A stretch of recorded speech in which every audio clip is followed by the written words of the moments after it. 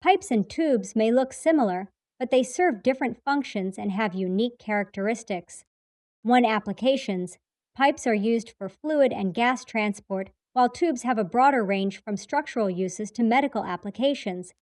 2. Manufacturing standards: pipes focus on pressure and fluid transport, while tubes emphasize precision and strength. 3. Sizing: pipes use the nominal pipe size (NPS), whereas tubes are sized by exact outer diameter and wall thickness (W).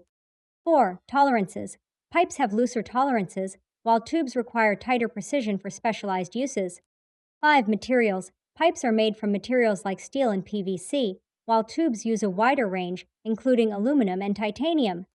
6. Connection methods: pipes are joined with welding or flanges, while tubes use methods like compression fittings.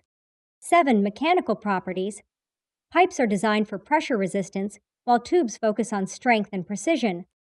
8. Cost: pipes are generally more affordable, while tubes cost more due to higher precision and advanced materials. Choosing the right component depends on your application. If you need fluid transport, pipes are usually the best option.